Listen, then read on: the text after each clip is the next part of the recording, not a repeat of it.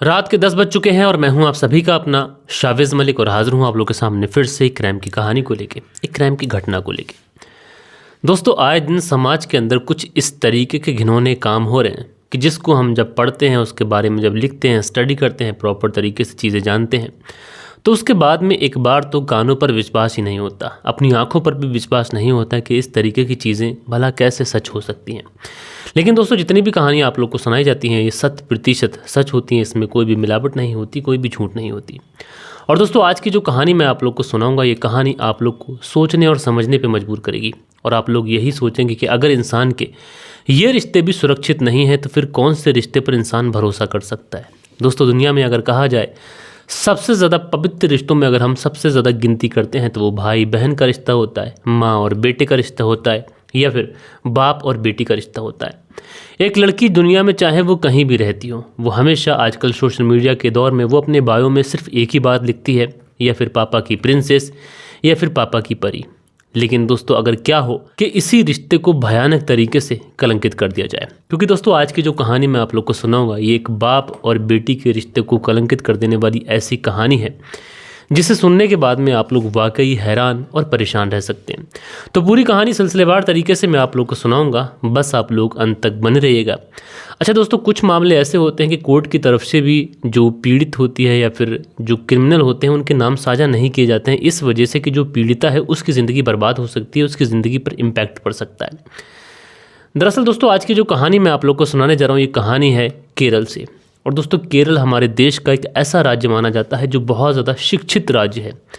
और इसी केरल में एक जगह लगती है कुन्नूर, और इसी कुन्नूर में पुलिस को सूचना मिलती है कि 5 जनवरी साल 2025 वाले दिन सूचना ये मिलती है कि जिसको तुम 5 साल से ढूंढ रहे हो, साल 2020 से ढूंढ रहे हो, वो व्यक्ति अपने घर पे ही आया हुआ है। लिहाजा पुलिस को जब ये सूचना मिलती है कि वो व्यक्ति अपने घर पे आया हुआ है तो पुलिस तुरंत अपनी गाड़ी उठाती है और बहुत ही जो बड़ा दलबल लेकर पुलिस जो थी उसके घर के चारों तरफ पहुंच जाती है एंड उस व्यक्ति को धर दबोच लेती है।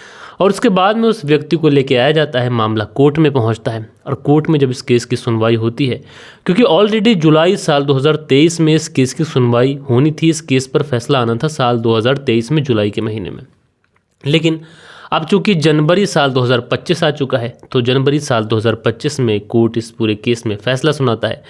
और ये जो व्यक्ति होता है, ये जो कटघरे में खड़ा हुआ होता है, तो कोर्ट की तरफ से आदेश किया जाता है कि ये जो व्यक्ति कटघरे में खड़ा हुआ है, तमाम सबूतों और गवाहों को मद्देनज़र रखते हुए ये जो व्यक्ति कोर्ट में खड़ा हुआ है इसको आजीवन कारावास की सज़ा सुनाई जाती है। और एक बार नहीं बल्कि 2 बार आजीवन कारावास की सज़ा सुनाई जाती है। साथ के साथ इस व्यक्ति के ऊपर 15 लाख रुपये का बड़ा जुर्माना भी लगाया जाता है। लेकिन दोस्तों, इस व्यक्ति को जब ये सज़ा हुई तो जिस किसी ने भी इस सज़ा के बारे में सुना तो हर कोई यही कह रहा था कि ऐसे इंसान को आजीवन कारावास नहीं बल्कि इसको मौत की सज़ा होनी चाहिए थी, फांसी की सज़ा होनी चाहिए थी। तो आखिरकार ये जो व्यक्ति कोर्ट के अंदर कटघरे में खड़ा हुआ था, आखिरकार इसके लिए लोग ऐसी क्या बातें कर रहे थे। और जब ये खबर निकल के आई सोशल मीडिया, प्रिंट मीडिया के माध्यम से, तो जो कोई भी इस खबर को सुन रहा था तो कोर्ट ने जो फैसला सुनाया था उस फैसले पर हर कोई दाद दे रहा था कि ऐसे व्यक्ति को इससे भी ज़्यादा कठोर अगर कोई सज़ा हो तो वो मिलनी चाहिए। दरअसल इस व्यक्ति को जो सज़ा हुई है उस सज़ा के पीछे क्या कारण है, क्या रीज़न है, उसके लिए हमें चलना पड़ेगा थोड़ा पहले, यानी साल 2020 में। साल 2000 ये वो दौर था कि जब पूरी दुनिया ने कोरोना देखा। और दोस्तों, कोरोना काल वो दौर था कि हर कोई अपने घर के अंदर कैद हो गया था। और इसी सिलसिले में केरल के कुन्नूर में रहने वाला एक व्यक्ति जो कि कतर में रहकर रेस्टोरेंट चलाता है, अब जब कतर में भी लॉकडाउन लग जाता है तो ये जो व्यक्ति था अपने घर केरला आने का फैसला करता है।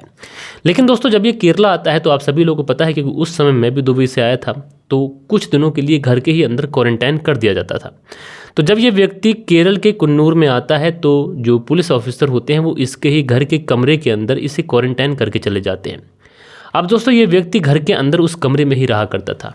अब परिवार वाले इसे खाना देने के लिए एक लड़की जिसकी उम्र 13 साल के आसपास है और इस व्यक्ति की सबसे बड़ी बेटी है, उस बेटी को ही इसके कमरे में खाना देने के लिए भेजा करते थे और उसी को चुना था। और बाकी कोई भी व्यक्ति उसके कमरे में जाया नहीं करता था, क्योंकि दोस्तों वो दौर ऐसा था कि हर कोई कोरोना के इस दौर में बहुत ज़्यादा डरा हुआ था, सहमा हुआ था। लेकिन ये जो बच्ची थी, चूँकि अपने बाप से एक बेटी से ज़्यादा मोहब्बत और कोई नहीं करता, लिहाजा ये जो बच्ची थी ये अक्सर अपने पिता को खाना और पानी देने के लिए जाया करती थी, उनका हालचाल पूछने के लिए जाया करती थी।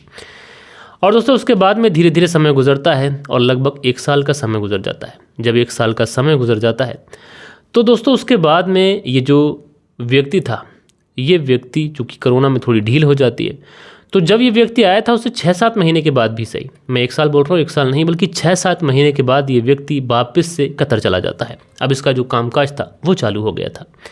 लेकिन दोस्तों जब ये व्यक्ति कतर गया तो इसकी जो बड़ी बेटी जो इसको अक्सर खाना देने के लिए आया करती थी वो थोड़ी बीमार रहने लगी। अब घर वालों को, परिवार वालों को ये लगा कि ये अक्सर अपने पिता को खाना देने के लिए जाया करती थी, तो हो सकता है कहीं ऐसा ना हो इसके पिता के अंदर कोविड के सिम्टम हो और इसको कोविड हो गया हो। लड़की की कमज़ोरी दिन ब दिन बढ़ती चली जा रही थी। लड़की दिन ब दिन कमज़ोर होती चली जा रही थी। उसको कभी वॉमिटिंग होती, कभी पेट दर्द होता, कभी उसे बुखार आता तेज़ का। लिहाजा माँ जो थी हमेशा परेशान रहती, नज़दीकी डॉक्टरों को दिखाती, डॉक्टर दवा देते, थोड़े बहुत समय तक तो ठीक रहती, लेकिन उसके बाद में फिर से इसकी तबीयत बिगड़ जाती। उसके बाद में इसकी माँ फैसला करती है कि इस बच्ची को अच्छे हॉस्पिटल में दिखाएगी एंड उसके बाद में ये अपनी बच्ची को लेकर हॉस्पिटल पहुँचती है। और दोस्तों जब हॉस्पिटल पहुंचते हैं और जब इस लड़की के टेस्ट वगैरह किए जाते हैं, इसका अल्ट्रासाउंड वगैरह किया जाता है, तो वहाँ पर जितने भी लोग होते हैं सबके पांव तले से ज़मीन खिसक जाती है। दरअसल ये जो 13 साल की लड़की थी ये गर्भवती थी। अब जैसे ही ये लड़की गर्भवती आती है तो जो डॉक्टर का स्टाफ होता है वो तुरंत इसकी माँ को बुलाता है और उससे पूछता है क्या तुम्हारी बेटी की शादी हो चुकी है। तो माँ कहती है नहीं, ऐसा तो कुछ भी नहीं है, मेरी बेटी की तो अभी शादी हुई नहीं है, उसकी उम्र महज 13 साल है, ये आप कैसी बातें कर रहे हैं। तो डॉक्टर की तरफ से बताया जाता है कि दरअसल तुम्हारी जो बेटी है ये लगभग 5 से 6 महीने की गर्भवती है। अब ये बातें सुनकर माँ के तो होश उड़ जाते हैं। उधर वहीं से कोई जो डॉक्टर का स्टाफ होता है वो पुलिस को फ़ोन कर देता है एंड पुलिस भी मौके पर पहुँच जाती है। माँ के होश उड़े हुए थे, पुलिस भी पहुँचती है। लड़की होशो आबास में थी, इसलिए पुलिस और माँ ये सारे के सारे लोग उस लड़की के पास जाते हैं एंड लड़की के पास जाने के बाद में चूँकि पुलिस वाले तो कोई पूछताछ करते नहीं हैं, बस पुलिस वाले उस माँ से कहते हैं कि तुम अपने तरीके से पूछताछ करो, क्योंकि तुम अगर प्यार से पूछताछ करोगी तो ये लड़की हो सकता है कि सब कुछ सच सच बता दे। अब जो माँ थी अपनी बेटी से पूछती है कि बेटी क्या बात है, तुम्हारे पेट में ये बच्चा आखिर किसका है, किसके साथ तुमने मुँह काला किया है। तो जो लड़की होती है वो कहती है कि माँ मेरे पेट में बच्चा किसी और का नहीं बल्कि मेरे ही चाचा के बेटे का है, यानी मेरे चचेरे भाई का है, और वो मुझे अक्सर पॉर्न मूवीज़ दिखाया करता था और पॉर्न मूवीज़ दिखा दिखा कर वो मेरे साथ में दुष्कर्म करता था। अब उसके बाद में उस चाचा का जो बेटा होता है उसे गिरफ्तार कर लिया जाता है। गिरफ्तार करने के बाद में उसे जेल में ले आया जाता है। पुलिस छानबीन कर रही होती है कि इसी बीच में ये जो लड़की होती है अपनी मौसी को बताती है कि दरअसल मेरे साथ में दुष्कर्म करने वाला मेरे चाचा का बेटा नहीं बल्कि मेरा ही सगा बाप है। अब जैसे ही ये बातें मौसी जाकर पुलिस में बताती है तो पुलिस इस पूरे मामले में अब छानबीन शुरू करती है। लड़की का डीएनए टेस्ट कराया जाता है तो वो डीएनए टेस्ट उस लड़के से मैच नहीं होता है, चचेरे भाई से, यानी जो लड़का था वो बाइज्जत बरी हो जाता है। लिहाजा पुलिस वाले अब किसी बहाने से ये जो व्यक्ति केरला से वहाँ पर कतर में गया हुआ था, रेस्टोरेंट चलाता था, उसको वापस से केरला बुलाते हैं एंड जैसे ही उसको केरला बुलाते हैं इसे अरेस्ट कर लेते हैं। अरेस्ट करने के बाद में इसका डीएनए टेस्ट किया जाता है और दोस्तों जब इसका डीएनए टेस्ट किया जाता है तो पुलिस वालों के होश उड़ जाते हैं। दरअसल इस बाप का डीएनए टेस्ट इसकी ही बेटी के कोख में पल रहे बच्चे के साथ में मैच हो जाता है। अब जैसे ही वो डीएनए टेस्ट मैच होता है इस व्यक्ति को गिरफ्तार कर दिया जाता है। गिरफ्तार करने के बाद में मामला कोर्ट में पहुंचता है। उधर जो माँ थी बेचारी हाई कोर्ट पहुंचती है और हाई कोर्ट में पहुंचने के बाद में ये अपनी बच्ची के गर्भपात की मंजूरी ले लेती है।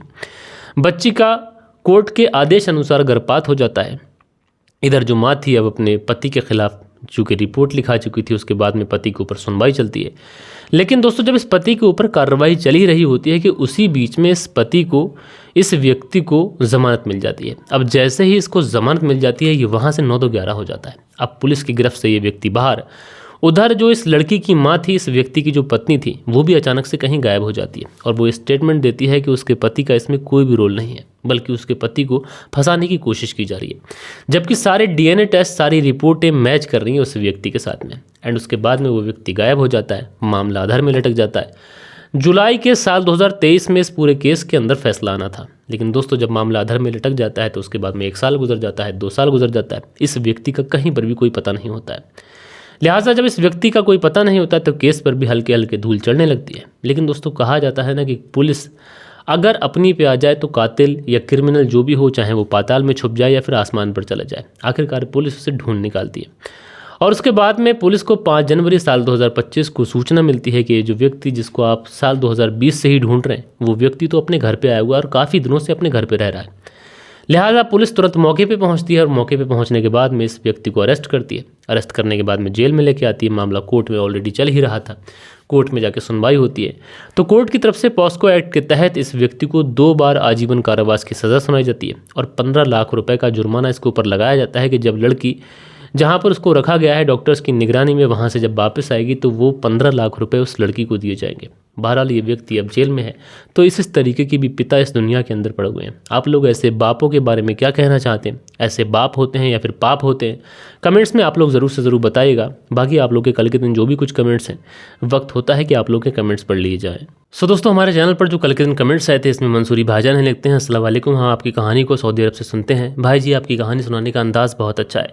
तो मंसूरी भाईजान जी आपका बहुत बहुत शुक्रिया। फिरोज़ खान हैं, लिखते हैं फ़िरोज़ अहमद बाइफ शिबा, भाई लगे रहो अल्लाह कामयाब करेगा इंशाल्लाह। तो फ़िरोज़ खान जी और आपकी जो बाइफ हैं शिबा, तो आप दोनों का बहुत बहुत शुक्रिया। सुनील त्यागी हैं, लिखते हैं नमस्कार मलिक भाई साहब, रेनू सुनील त्यागी शाना बुलंदशहर से। तो भैया नमस्कार, आप दोनों पति पत्नी का बेहद शुक्रिया। विनोद उपाध्याय हैं, लिखते हैं बहुत अच्छी प्रस्तुति है शाविज़ भाई, हमेशा की तरह गुड जॉब। तो विनोद उपाध्याय जी आपका बहुत बहुत शुक्रिया। जयप्रकाश सिंह हैं, लिखते हैं नमस्कार शाबिर मलिक साहब, वीडियो बहुत अच्छी आती हैं, गुड वीडियो। तो जयप्रकाश सिंह जी आपका बहुत बहुत शुक्रिया। धीरज चौधरी हैं, लिखते हैं कहानी सुनकर बहुत अच्छा लगा। भैया राम राम जी। तो भैया राम राम धीरज चौधरी जी, आप कैसे हैं? उसके बाद में अगला जो कमेंट्स है ये आफ्ताब मलिक का है, लिखते हैं अस्सलाम वालेकुम शाबिज़ भाई, आपकी स्टोरी बहुत अच्छी लगती है। आप स्टोरी को बहुत सही तरीके से सुनाते हैं। रशिया से सुनता हूँ आपकी कहानी, अमरोहा का रहने वाला हूँ। तो आफ्ताब मलिक जी आपका बहुत बहुत शुक्रिया। उसके बाद में सुरेंद्र शर्मा है, लिखते हैं नमस्कार मलिक भाई साहब, नाइस स्टोरी। सुरेंद्र कुमार श्री विजयनगर राजस्थान से। तो भैया आपका बहुत बहुत शुक्रिया। सूरज कुमार है, लिखते हैं मलिक साहब आपकी कहानी सुनाने का अंदाज़ बहुत सुंदर है, लाजवाब है। मैं पंडित सूरज कुमार दीक्षित उत्तर प्रदेश फतेहपुर ज़िले से सुनता हूँ। तो पंडित सूरज कुमार दीक्षित जी आपका बहुत बहुत शुक्रिया भाई। उसके बाद में शीलनिधि शर्मा है, लिखते हैं सच्ची कहानी शाविज़ मलिक भाई, मन गए सत्य कथाएँ प्रस्तुत करते हो, मान गए सत्य कथाएं प्रस्तुत करते हो। हरिद्वार में शीलनिधि शर्मा आपकी स्टोरी रोज़ सुनता हूँ। तो भाई आपका बहुत बहुत शुक्रिया। जिबैश अंसारी हैं, लिखते हैं शाबिज़ भाई अस्सलाम वालेकुम, कैसे हैं आप? वेरी नाइस स्टोरी, अल्लाह आपको जल्दी कामयाबी दे। तो जिबैश अंसारी जी मेरे भाई आपका शुक्रिया। अरुण ठाकुर हैं, लिखते हैं नाइस नरेशन। तो अरुण ठाकुर जी आपका शुक्रिया। ए के खान जी हैं, लिखते हैं वेरी नाइस स्टोरी। तो ए के खान जी आपका बहुत बहुत शुक्रिया।